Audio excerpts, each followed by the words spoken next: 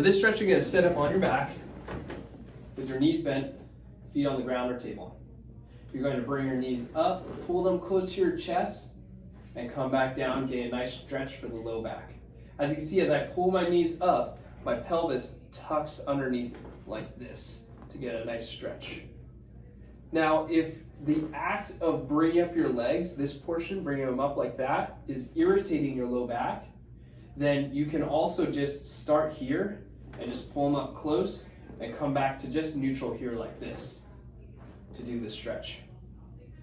Now, while you do this exercise, you want to monitor a few things. We're going to be looking out for green light, yellow light, or red light. Green light is an increase in range of motion, a decrease in pain. That might be while you're doing the exercise, or it might be afterwards. So if you have pain with a certain activity, for example, a single leg squat, then before the exercise, if you have 3 out of 10 pain, then you do the stretch, and then you have 0 out of 10 pain or 1 out of 10 pain, that's a green light. If you feel like you're doing the stretch and it's very limited, and you do more repetitions and you're starting to get more and more, then that's a green light. If you have a certain limitation, either in your hip mobility, in your knee mobility, in your back mobility, and then afterwards it's better, that's a sign to keep going, green light.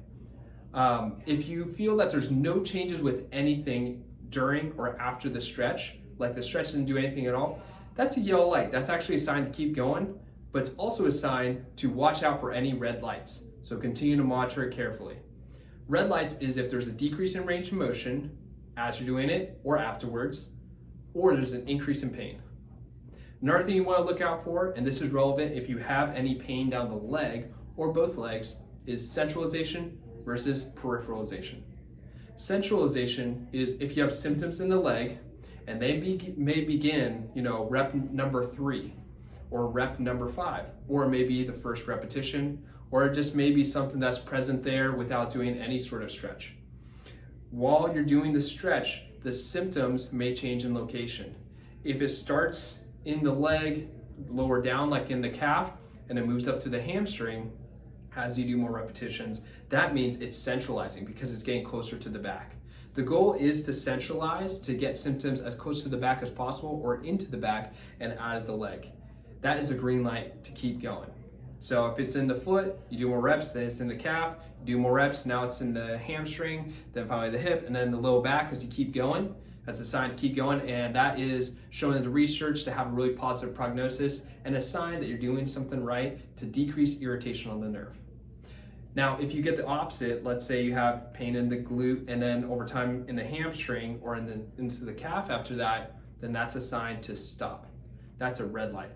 Now, if you have pain starting at rep number 5, and let's say it starts in the back of the knee or the hamstring, or maybe like the front of the thigh, that may be the initiating point. So you might start off with low back pain, you're doing the stretch over time, then you have quad pain or back of the leg like hamstring pain. That might be the start of the nerve pain.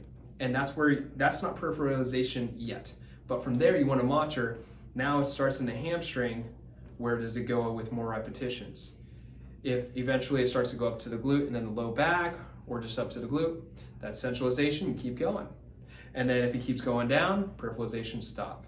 It's important to know that because if you start with low back pain and no leg pain, it may start down here, and that's not peripheralization yet because you haven't had leg pain yet with the stretch. But then from there, it may move and you're looking out for that centralization, peripheralization.